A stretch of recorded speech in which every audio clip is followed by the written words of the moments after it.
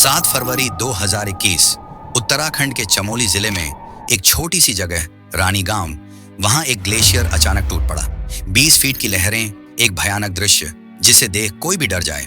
अलकनंदा नदी ने रौद्र रूप धारण किया। पूरा क्षेत्र मलबे के नीचे दब गया।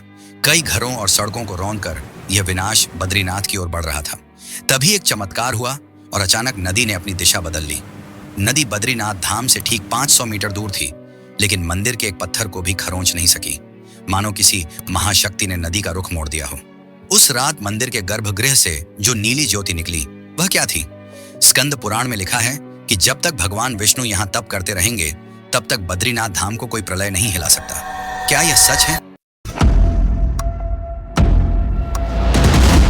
चलिए एक अनुमान लगाते हैं। अगर किसी जगह पर बार बार भूकंप आए तो क्या वह बच सकती है? आप में से कई लोगों का जवाब नहीं होगा, लेकिन आइए मैं आपको एक ऐसी यात्रा पर ले चलता हूं जो रहस्य और भक्ति से भरी है, जहां हिमालय की 2 टेक्टोनिक प्लेट्स मिलती हैं और जहां बार बार भूकंप और प्रलय आते ही रहते हैं। ऐसे स्थान पर कई दशकों से स्थित बद्रीनाथ धाम बार बार प्रकृति के कहर से कैसे बच पाता है? यह धाम बद्रीनाथ 4 धामों में से एक धाम माना जाता है, जहां हर साल लाखों की मात्रा में श्रद्धालु दर्शन के लिए आते हैं। 1803 में गढ़वाल क्षेत्र में एक भयानक भूकंप आया, लेकिन मंदिर को कुछ नहीं हुआ, एक खरोंच भी नहीं आई। बद्रीनाथ एक ठंडी जगह पर स्थित है, जहां का सामान्य तापमान 0 से नीचे होता है, लेकिन बद्रीनाथ का तप्त कुंड, जिसका तापमान हमेशा 55 डिग्री सेल्सियस में क्यों रहता है? बात आती है उस अखंड ज्योत की, जो 6 महीने बिना देखभाल के, बिना तेल या घी के जलती ही रहती है। आखिर क्या है इसके पीछे का राज? जोशी मठ का नरसिंह मंदिर की मूर्ति जो हर साल पतली होती जा रही है, क्या यह कलयुग के अंत की चेतावनी है? पुराणों में लिखा गया है कि जिस दिन यह हाथ टूटकर गिर जाएगा, नर और नारायण पर्वत आपस में मिल जाएंगे और बद्रीनाथ का रास्ता हमेशा के लिए बंद हो जाएगा। वासुंधरा झरना जो पापियों पर नहीं गिरता, क्या वाकई प्रकृति पापियों को पहचान सकती है? क्यों बद्रीनाथ में शंख बजाना वर्जित है, जबकि भगवान विष्णु को यह सबसे प्रिय था? क्या इस मंदिर में वैकुंठ का द्वार छिपा है, वह शालिग्राम मूर्ति जिसे आदि शंकराचार्य ने अलकनंदा की गहराइयों से निकाला था? और अगर हाँ, तो क्या वह मूर्ति वैसी की वैसी ही थी? इन्हीं कुछ सवालों के जवाब मैं आपको आज देने वाला हूं, और इस बद्रीनाथ धाम की यात्रा में मैं आज आपको कुछ ऐसे रहस्य आपके सामने लाऊंगा जिन्हें देख आप चौंक जाएंगे।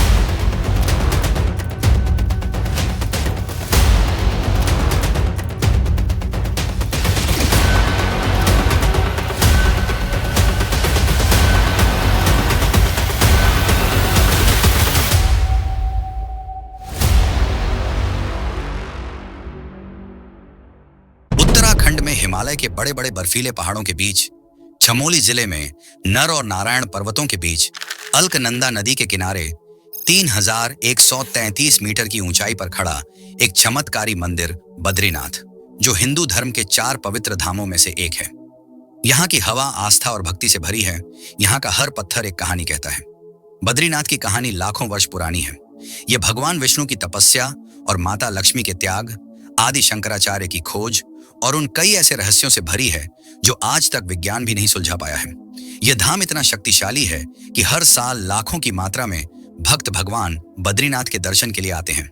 कथाओं में इस धाम को शुरू से ही भगवान शिव और माता पार्वती का निवास स्थान बताया गया है, लेकिन विष्णु भगवान ने बड़ी चतुराई से इस स्थान को अपनी तपस्या के लिए चुना। आखिर कैसे? आइए जानते हैं। स्कंद पुराण में वर्णित है कि कलयुग के आरंभ होने से पहले भगवान विष्णु को तपस्या के लिए एक शांत स्थान की तलाश थी। तभी उनकी नजर हिमालय के इस पवित्र स्थान पर पड़ी, लेकिन परेशानी यह थी कि यहाँ पहले से ही भगवान शिव और माता पार्वती विराजमान थे, तो उन्होंने एक लीला रची। शरद पूर्णिमा की रात को भगवान शिव और माता पार्वती पर्वत के शिखर पर चंद्रमा के दर्शन करने गए। उसी समय एक मासूम से बालक के रोने की आवाज आई, जिसने माता पार्वती के हृदय को ममता से पिघला दिया। शिव जी के चेतावनी देने के बाद भी पार्वती माता नहीं मानी और उस बच्चे को गोद में उठा लिया। जैसे ही माता पार्वती ने बालक को घर के अंदर ले गई, तब कुछ ऐसा हुआ जिसने सब बदल दिया। बालक ने द्वार बंद कर लिया और घोषणा की, यह स्थान अब मेरी तपोभूमि होगा। मैं यहाँ नर नारायण के रूप में साधकों को मोक्ष का मार्ग दिखाऊंगा। भगवान शिव मुस्कुराए और बद्रीनाथ धाम को विष्णु जी को सौंप दिया और माता पार्वती संग केदारनाथ धाम की ओर प्रस्थान किया। इस तरह बद्रीनाथ भगवान विष्णु का धाम बना। लेकिन यह कथा यहीं समाप्त नहीं होती। जब भगवान विष्णु तप में लीन हो गए, तब हिमालय का मौसम उनके लिए बाधा बन रहा था। ठंडा जमा देने वाला मौसम, बर्फीली हवाएं उनके तप को भंग कर रही थी। यह सब माता लक्ष्मी ने देखा और यह संकल्प लिया कि वह अपने आप को हिमालय में पाए जाने वाले बेर के पेड़ में परिवर्तित कर लेंगी। माता लक्ष्मी ने अपने आप को परिवर्तित किया और भगवान विष्णु के तप को सफल बनाया। जब उनका तप समाप्त हुआ, तब विष्णु जी ने लक्ष्मी मां का त्याग देखकर उनसे कहा, हे देवी, तुमने मेरे लिए उतनी ही तपस्या की है जितनी मैंने। आज से इस स्थान पर मेरी पूजा तुम्हारे साथ होगी और यह स्थान बद्रीनाथ के नाम से जाना जाएगा। और यहीं से बद्रीनाथ में माता लक्ष्मी और भगवान विष्णु की पूजा की शुरुआत हुई। तभी से बद्रीनाथ वह धाम बना जिसे केदारनाथ, गंगोत्री और यमुनोत्री जैसे पवित्र धामों में जोड़ा जाता है। 8वीं शताब्दी में हूण आक्रमणों से बचाने के लिए शालिग्राम मूर्ति को अलकनंदा नदी के नारद कुंड में छिपा दिया गया था। कहा जाता है कि भगवान विष्णु ने शंकराचार्य को स्वप्न में बताया कि मूर्ति नदी की गहराई में छिपी है। उन्होंने 3 दिन और 3 रात तक कठोर तपस्या की। चौथे दिन उन्हें एक दिव्य आवाज सुनाई दी, हे शंकर, मैं यहाँ हूँ, नारद कुंड की सबसे गहरी गुफा में। शंकराचार्य ने देरी न करते हुए नदी में छलांग लगाई और एक दिव्य रोशनी की ओर गए। वहां उन्हें शालिग्राम की चमकती मूर्ति मिली, जो आज भी बद्रीनाथ के गर्भगृह में स्थापित है। कहा जाता है कि 300 वर्षों तक पानी में रहने के बाद भी मूर्ति को कुछ नहीं हुआ। बिल्कुल वैसी ही एक भव्य चमकती मूर्ति। शंकराचार्य ने भगवान की मूर्ति को स्थापित किया। तब जन्म हुआ एक प्रथा का। केरल के नंबूदरी ब्राह्मणों को पुजारी बनाया गया। इस परंपरा को आज भी निभाया जाता है। प्रकृति ने भी कई बार बद्रीनाथ की परीक्षा ली है। 1803 में एक विनाशकारी भूकंप ने गढ़वाल क्षेत्र को तहस नहस कर दिया। मंदिर का अधिकतर हिस्सा टूटकर बिखर गया, लेकिन शालिग्राम मूर्ति को एक खरोंच भी नहीं आई। जगत सिंह, जो उस समय जयपुर के राजा हुआ करते थे, उन्होंने मंदिर को फिर से बनवाया। 2021 में जब चमोली जिले में भयंकर बाढ़ आई, तो अलकनंदा नदी बद्रीनाथ मंदिर से 500 मीटर की दूरी पर थी और अचानक से नदी ने अपना रुख मोड़ लिया। यह विज्ञान के समझ के बाहर था, लेकिन भक्तों का कहना है कि विष्णु भगवान ने वचन दिया था कि जब तक वह इस जगह रहेंगे, तब तक बद्रीनाथ को कोई नहीं गिरा पाएगा। बद्रीनाथ 108 दिव्य स्थानों में से एक है। अक्टूबर से मई तक भारी बर्फबारी होती है और इस दौरान मंदिर को बंद रखा जाता है। इस दौरान मूर्ति को जोशीमठ के विष्णु लक्ष्मी नारायण मंदिर में ले जाया जाता है ताकि पूजा न रुके। जब मंदिर को बंद किया जाता है, तब एक भव्य ज्योत जलाई जाती है, जो बिना तेल या घी और बिना मानवीय देखभाल एवं ऑक्सीजन के पूरे 6 महीने तक जलती रहती है। मान्यता है कि इन 6 महीनों में देवर्षि नारद पूजा करते हैं, क्योंकि जब मंदिर का कपाट खोला जाता है, तब अंदर सब कुछ साफ और व्यवस्थित मिलता है। बद्रीनाथ रहस्यमयी होने के साथ साथ अपनी सुंदरता के लिए भी पूरे विश्व में जाना जाता है। इस यात्रा में आपको सबसे पहले मिलेगी अलकनंदा नदी। यह नदी सतोपंथ और भगीरथ खरक ग्लेशियर से शुरू होती है और बद्रीनाथ मंदिर के पास से होकर अपनी सुंदर धारा के साथ बहती है। नदी का पानी पवित्र माना जाता है। मान्यता है कि पूजा से पहले भक्त सबसे पहले नदी में स्नान करते हैं। अब बात आती है बद्रीनाथ के रहस्यमयी तप्त कुंड की। यह एक प्राकृतिक गर्म पानी का झरना है जो मंदिर के ठीक सामने स्थित है। तप्त कुंड की दिव्यता इसके गर्म पानी से है। वहां का वातावरण आमतौर पर 5 डिग्री से 0 तक चला जाता है, लेकिन तप्त कुंड के पानी का तापमान 55 डिग्री सेल्सियस से ना ही कम होता है और ना ही बढ़ता है। भक्त यहाँ स्नान करते हैं। मान्यता है कि यहाँ स्नान करने से बीमारियों से मुक्ति प्राप्त होती है। पुराणों में इस स्थान को एक पवित्र स्थान के रूप में बताया गया है, जहाँ सूर्य देव ने अपने पापों की मुक्ति के लिए तपस्या की थी और भगवान विष्णु की कृपा प्राप्त की थी। इस यात्रा में एक ऐसे झरने का सामना होता है जो पापियों पर नहीं गिरता। बद्रीनाथ से लगभग 8 किलोमीटर दूर माणा गांव के पास स्थित वासुंधरा झरना, जिसकी ऊंचाई 400 फीट ऊंची है। इस झरने की सबसे खास बात यह है कि इसका पानी इतना साफ है कि इसके आर पार आसानी से देखा जा सकता है। कहा जाता है कि यह झरना महाभारत के समय से स्थित है। जब पांडव स्वर्गारोहण के लिए निकले, तब वे यहाँ से गुजरे और उस समय केवल युधिष्ठिर पर ही झरना गिरा, क्योंकि वे सदा सत्य के मार्ग में चलते थे। भीम, अर्जुन, नकुल और सहदेव, इन पर यह पानी नहीं गिरा। आज भी लाखों भक्त इस झरने के नीचे खड़े होकर अपनी आत्मा और शुद्धता का परख करते हैं। माणा गांव, जो बद्रीनाथ से कुछ ही किलोमीटर की दूरी पर स्थित है, इसे भारत का आखिरी गांव भी कहा जाता है। यह गांव अपनी संस्कृति और प्राकृतिक विरासत के लिए प्रसिद्ध है। यहाँ के लोग भोटिया जनजाति से संबंधित हैं। माणा गांव के पास सरस्वती नदी का उद्गम है, जो अलकनंदा नदी में मिल जाती है। पुराणों में सरस्वती को ज्ञान की देवी माना जाता है और यहाँ इसका उद्गम बद्रीनाथ के आध्यात्मिक महत्व को और बढ़ाता है। गर्मियों में बद्रीनाथ का तापमान 5 से 15 डिग्री तक पहुंचता है और जब भारी बर्फबारी के कारण मंदिर को बंद किया जाता है, तापमान 0 से 20 डिग्री सेल्सियस तक कम हो जाता है। बर्फ से ढका मंदिर, शांत वातावरण, जमे हुए झरने एक सुंदर दृश्य दिखाते हैं, मानो स्वर्ग धरती पर उतर आया हो। प्राचीन समय में बद्रीनाथ को व्यापार मार्ग के रूप में इस्तेमाल किया जाता था। यह मार्ग भारत को तिब्बत और मध्य एशिया से जोड़ता था। पुराने काल में बद्रीनाथ तक पहुंचना एक बहुत बड़ी चुनौती मानी जाती थी। आज भी यहां तक पहुंचना भक्तों के लिए आसान नहीं होता। हर साल लाखों भक्तों को सकरे सड़कों और खतरनाक रास्तों का सामना कर आगे बढ़ना पड़ता है। बर्फबारी और कड़कती ठंड का सामना करना पड़ता है। इतनी कठिनाइयां होने के बाद भी भक्त हर साल यह यात्रा पूरी करते हैं और बद्रीनाथ धाम के भव्य दर्शन का सौभाग्य उन्हें मिलता है। क्या आपने कभी बद्रीनाथ के दर्शन किए हैं? अगर हाँ, तो अपने विचार कमेंट में जरूर बताएं और आगे की वीडियो और भी रोमांचक होने वाली है, तो वीडियो को लाइक जरूर करें। चलिए जानते हैं कि क्यों बद्रीनाथ मंदिर में शंख बजाना वर्जित है, जबकि भगवान विष्णु को यह सबसे प्रिय था। हिंदू धर्म में हर छोटे से छोटे पूजा या हवन में शंखनाद किया जाता है, जिससे पूजा का संपूर्ण होना भी माना जाता है। इसके दो कथाएं हैं। पहली कथा के अनुसार जब भगवान विष्णु ने शंखचूड़ नामक राक्षस का वध किया, तब माता लक्ष्मी तुलसी के अवतार में तपस्या कर रही थी। उनकी तपस्या भंग न हो, इसलिए भगवान विष्णु ने शंखनाद नहीं किया। यहीं से इस परंपरा का जन्म हुआ। दूसरी कथा यह कहती है कि हिमालय में राक्षसों ने विनाश मचा दिया था, जिसके कारण ऋषि अगस्त्य ने माता भगवती से रक्षा की प्रार्थना की थी। भगवती ने कुष्मांडा रूप में राक्षसों का संहार किया, लेकिन दो राक्षस अदापी और वतापी भाग निकले। राक्षस वतापी ने मंदिर के शंख में छुप गया और यहीं से दूसरी प्रथा का जन्म हुआ। कहते हैं कि उस समय के बाद से आज तक किसी ने उस शंख को नहीं बजाया है। मान्यता है कि अगर शंख को बजाया गया तो जो बरसों से राक्षस शंख में सोया हुआ है वह जाग जाएगा। वैज्ञानिकों के अनुसार बद्रीनाथ की ऊंचाई पर शंख की तेज आवाज बर्फीले पहाड़ों में कंपन पैदा कर सकती है, जिससे हिमस्खलन का खतरा बढ़ सकता है। यह पर्यावरण और आध्यात्मिक कारणों का अनोखा मिश्रण है जो इस परंपरा को कायम रखता है।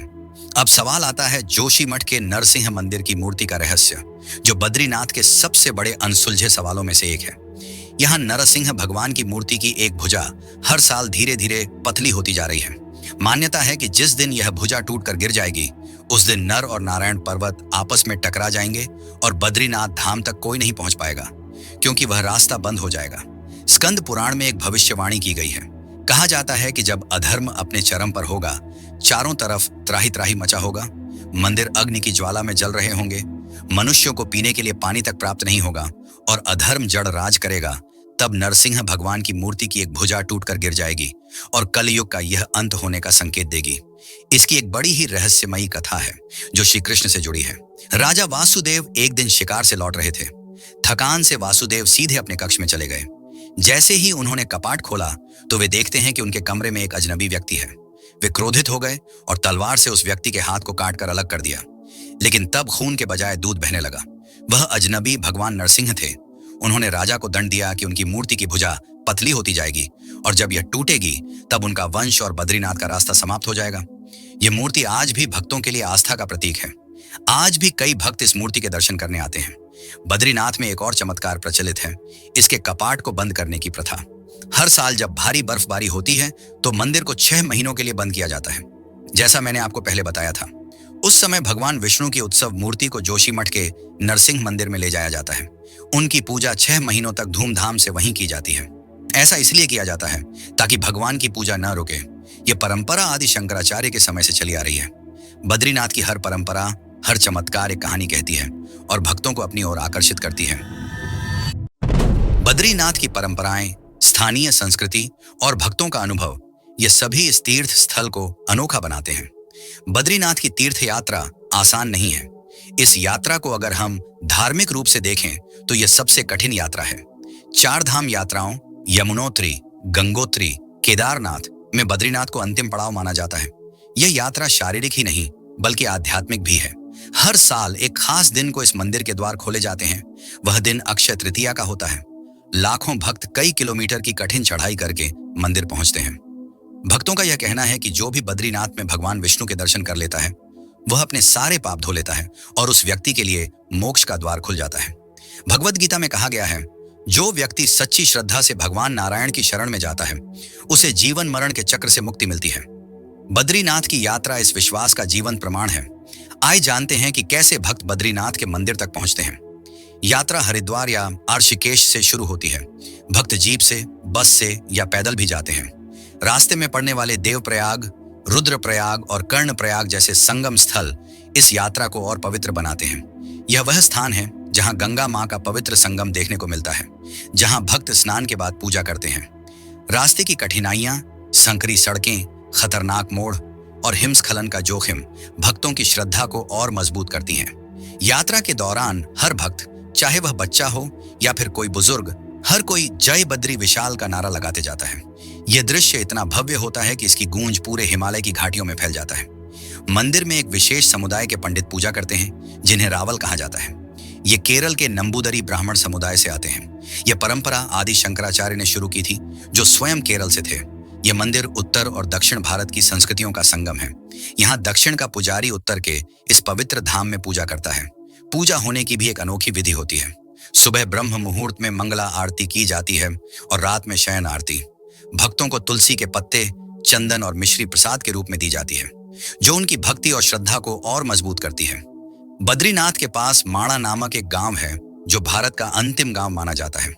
इस गांव की सांस्कृतिक विरासत का एक महत्वपूर्ण हिस्सा है। यहाँ निवास करते हैं भोटिया समाज के लोग, जिनकी जीवन शैली, परंपराएं और हस्तशिल्प इस क्षेत्र की समृद्धि को दर्शाते हैं। इस गांव में गणेश गुफा और व्यास गुफा जैसे स्थान हैं, जिनका पौराणिक महत्व बहुत अद्भुत है। मान्यता है कि वेद व्यास ने व्यास गुफा में महाभारत की रचना की थी और भगवान गणेश ने उनकी कथा को अपने दांतों से लिखा था। यहाँ की महिलाएं ऊन का उपयोग करके टोकरियां बनाती हैं, जो तीर्थयात्रियों के बीच लोकप्रिय हैं।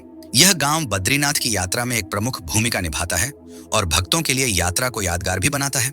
भक्त यहाँ बाबा बद्रीनाथ के पास अपने दुख और उम्मीद की किरण लेकर आते हैं। रामलाल शर्मा एक भक्त और तीर्थयात्री, वे कहते हैं कि 70 साल की उम्र में उन्होंने यात्रा चलकर पूरी की थी। उनके अनुसार बाबा बद्रीनाथ के दर्शन के बाद उनके सारे दुख मानो गायब हो गए। कई भक्तों ने तो मंदिर के गर्भगृह में प्रवेश करते ही एक अलौकिक ऊर्जा को महसूस किया, जो उनके जीवन का सबसे यादगार पल बन गया। बद्रीनाथ और केदारनाथ का एक बड़ा ही रोमांचक सा रिश्ता है। हर साल बद्रीनाथ के कपाट जब खोले जाते हैं तो उसे एक त्योहार के रूप में मनाया जाता है, जिसमें हजारों लोग शामिल होते हैं। बद्री केदार उत्सव यहाँ की एक अनोखी परंपरा है, जिसमें बद्रीनाथ और केदारनाथ के पुजारी एक दूसरे को मंदिर में प्रसाद का आदान प्रदान करते हैं, जो इन दोनों ही भव्य और चमत्कारी मंदिरों को जोड़े रखता है। मंदिर के आसपास छोटे छोटे बाजार हैं, जहां तीर्थयात्री स्थानीय खानपान और हस्तशिल्प का आनंद लेते हैं। यहाँ का प्रसिद्ध केदारनाथी लड्डू और हिमालयी जड़ी बूटियों से बना चाय तीर्थयात्रियों को गर्माहट देता है। बद्रीनाथ से जुड़े कई रहस्यों की बात तो हमने कर ली है, पर एक ऐसा भी रहस्य है जो कहा जाता है कि सत्य है। यह रहस्य मंदिर के गर्भगृह में छुपे खजाने से है, और अगर आप ये जानना चाहते हैं तो वीडियो में बने रहें। इसकी जानकारी कहीं सही से नहीं दी गई है और यह भी नहीं बताया गया है कि यह खजाना क्या हो सकता है। प्राचीन काल में मंदिरों को सोने छुपाने और रखने के लिए एक सुरक्षित स्थान के रूप में देखा जाता था। राजा, सामंत और समृद्ध लोग अपने खजाने मंदिरों में छिपाते थे, खासकर युद्ध, आक्रमण या अस्थिरता के समय में। ऐसे खजाने को बद्रीनाथ मंदिर से अच्छी जगह क्या हो सकती है? 2011 की एक सत्य घटना के अनुसार केरल के श्री पद्मनाभ स्वामी मंदिर के तहखानों में सोने, चांदी और कीमती रत्नों का बहुत बड़ा खजाना मिला था, जिसने पूरी दुनिया का ध्यान खींचा। ये हो सकता है कि यह कहानी स्थानीय लोक कथाओं और पुरानी परंपराओं का हिस्सा हो, जो कई पीढ़ियों से चली आ रही है। बद्रीनाथ धाम जैसे प्राचीन और पवित्र स्थानों के साथ ऐसी कहानियां आमतौर पर जुड़ जाती हैं, क्योंकि ये जगहें सिर्फ धार्मिक ही नहीं, बल्कि सांस्कृतिक और ऐतिहासिक रूप से भी महत्वपूर्ण हैं। इस तीर्थ यात्रा का एक और पहलू है इसका सामाजिक प्रभाव। बद्रीनाथ की यात्रा स्थानीय अर्थव्यवस्था को बढ़ावा देती है। गाइड, पोर्टर और दुकानदारों के लिए यह मौसम आजीविका का मुख्य स्रोत है। साथ ही यह यात्रा पर्यावरण संरक्षण के प्रति जागरूकता भी बढ़ाती है। हाल के वर्षों में सरकार और स्थानीय संगठनों ने स्वच्छ बद्रीनाथ अभियान शुरू किया है, ताकि हिमालय की पवित्रता बनी रहे। बद्रीनाथ की तीर्थ यात्रा और सांस्कृतिक महत्व इसे एक अनोखा धाम बनाते हैं। यहाँ की यात्रा भक्तों को न केवल आध्यात्मिक शांति देती है, बल्कि भारत की सांस्कृतिक और सामाजिक विरासत को भी जीवंत करती है। यह धाम एक ऐसा स्थान है जहाँ हर भक्त अपनी कहानी छोड़ जाता है और हर कहानी इस पवित्र भूमि को और समृद्ध बनाती है। बद्रीनाथ एक रहस्यमयी और चमत्कारी मंदिर है, और इसमें ऐसे कई और रहस्य छुपे हो सकते हैं जो भविष्य में हमें देखने मिले। और इसी के साथ आज की वीडियो को मैं समाप्त करना चाहता हूँ। अगर आपको इस वीडियो से कुछ भी सीखने या जानने को मिला तो वीडियो को लाइक कर चैनल को सब्सक्राइब जरूर करना ताकि हम आपको ऐसे ही भव्य यात्रा पर ले जा सकें। धन्यवाद।